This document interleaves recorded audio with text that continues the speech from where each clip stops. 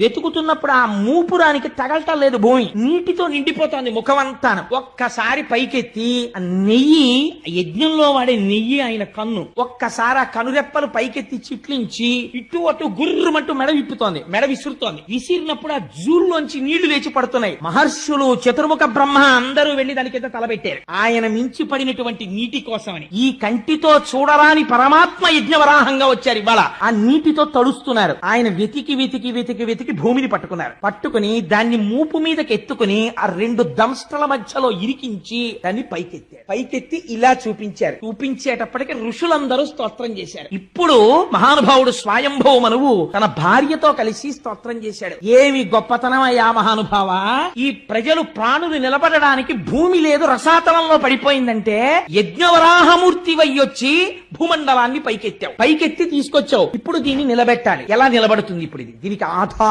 శక్తినిచ్చాడు. నిలబడ్డానికి నీటిలో ఆధార శక్తినిచ్చి మూపురం మీద ఇలా ఉంచి కింద పెట్టాడు. కింద పెట్టి మూపురాన్ని పైకెత్తి నిలబడి ఇలా భూమండలాన్ని గోళ రూపంలో పైకెత్తితేట ఉడమి తల్లి పొంగిపోయిందిట భూదేవి. ఆహా, ఏమి అదృష్టం, నా అదృష్టం, నా స్వామిని తన మూపురంతో పైకెత్తాడని గాఢంగా ఆలింగనం చేసుకుందిట. తత్ఫలితమే నరకాసురుడు జన్మించాడు. అది ఎందుకు అలా పుట్టాడో, ఎందుకు భూదేవి సత్యభామగా వచ్చిందో అక్కడ చెప్తాను ఆ విశేషాలు. అందుకని ఆ యజ్ఞవరాహమూర్తి రూపంలో పైకెత్తాడు. పైకెత్తి ఆ భూమిని, ఆ ఆధారం శక్తినిచ్చి నిలబెడితే వీళ్ళందరూ స్తోత్రం చేసి, అయ్యా ఈ కంటికి కనపడనటువంటి వాడివి, జన్మనెత్తవలసిన అవసరం లేని వాడివి, ఒక స్వరూపమును పొందవలసిన రూపము లేని వాడివి, చతుర్ముఖ బ్రహ్మనంతటి వాడిని తపించని సృష్టి చేయించిన వాడివి, ఇవాళ మైథున సృష్టి కొనసాగి ప్రాణులు నిలబడ్డానికి ఆధారభూతమైన భూమిని పైకి తీసుకొచ్చి నిలబెట్టి మహోపకారం మొట్టమొదట చేశావు. ఇటువంటి యజ్ఞవరాహమూర్తికి మా నమస్కారం అని ఆయన పాదములకు శిరస్సులు ఉంచి నమస్కరించి